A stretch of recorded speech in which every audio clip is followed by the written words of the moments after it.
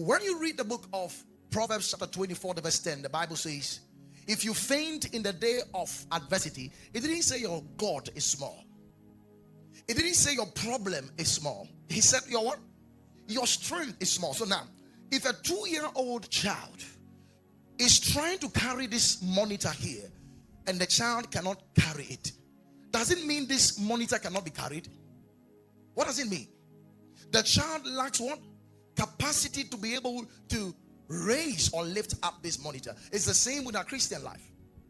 There are things that we cannot be able to handle, not because we can't handle, but we lack the strength and the capacity to handle them.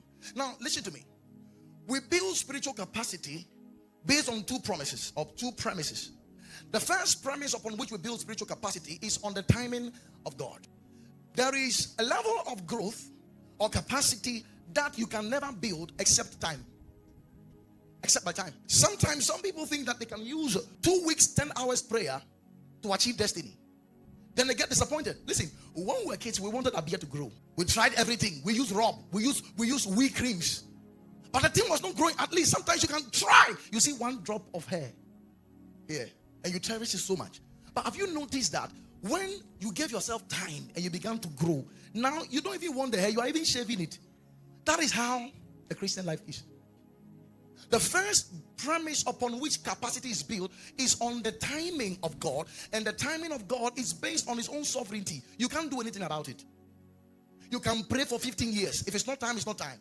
You can pray for 20 years. If it's not God's appointed time, it's not God's appointed time. So you cannot do anything about the premise of capacity that is only in the predeterminate counsel and sovereignty of God. You just have to learn to wait. But you see, the second premise upon which capacity is built is what we call practice and alignment. With that one, you can do something about it.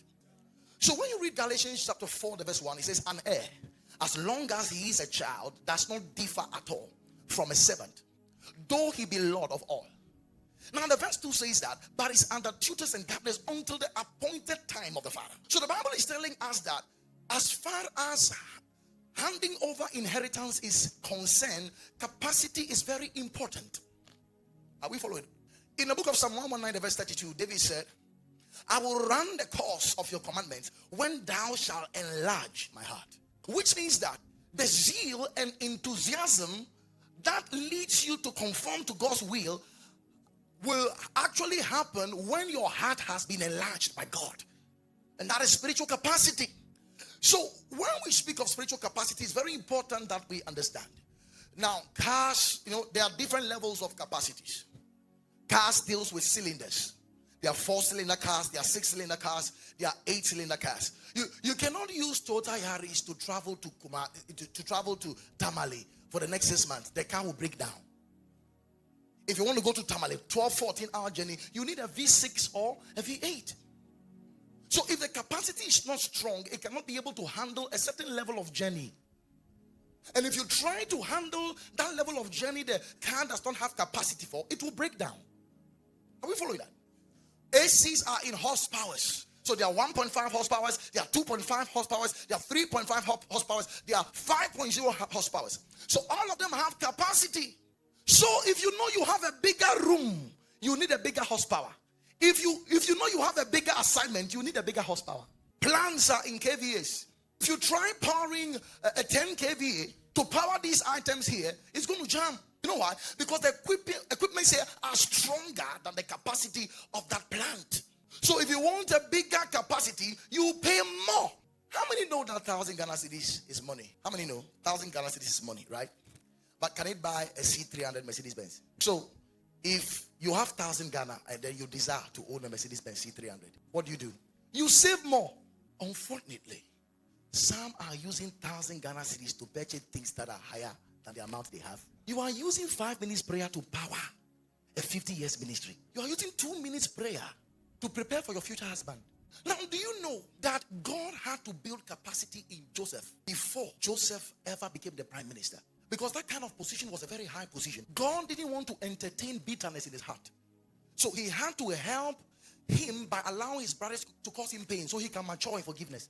He had to go through Potiphar's house to say no to sex. So that in case he climbs the throne, if he had sex with Potiphar's wife, he will have sex with Pharaoh's wife. He was in the pit, he was in Potiphar's house. He was in prison before he became a prime minister. So God used that time period and the things he went through to build capacity. David was anointed king of Israel. It took him 14 years before he assumed the throne. Surprisingly, the stature of a normal bear is like the same stature of Goliath. So when David was in the wilderness taking care of the flock, God used that time period to prepare him to lead the sheep of Israel. God used that time to train him to fight. So he killed the bear, he killed the lion. Can't he kill a man? So this man said, by my God, I run through a troop. By my God, I leap over walls. How did he handle that? By capacity in the wilderness. So listen, God will never commission a man he has not prepared. By that, I'm not just talking about ministry. I'm talking about marriage. Today, there are weddings all over. People have not built capacity to handle and resolve marital issues. You know why? They don't have capacity. The Bible tells us in the book of Luke chapter 2, the verse 40. He says, and the child grew and waxed strong in spirit. So even Jesus had large capacity. In the book of now, Exodus 23:29. Now, look at that. When they entered, God says something. I will not drive them out. Talking about the enemies on the land. From before thee in what? In 1 year. Lest the land become what? Desolate. And the beasts of the field multiply against thee. But look at what God is going to do. The verse 30. But by what?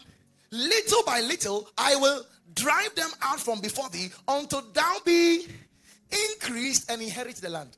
So though the land belonged to them and they had possession of the land, they didn't have full possession, because if God gave them full possession of the land, they were too few to occupy the land. And because of that, animals were going to come and devour them because they were few. So God says, I'm going to drive out your enemies little by little until you increase in size. And that is what spiritual capacity is about. Listen to me. God does not always give you what you want. He gives you what you can carry. God does not always give you what you want. He gives you what you can carry. In other words, if God knows that carrying this sab will break you down, he won't kill you before your time, because he has had many casualties.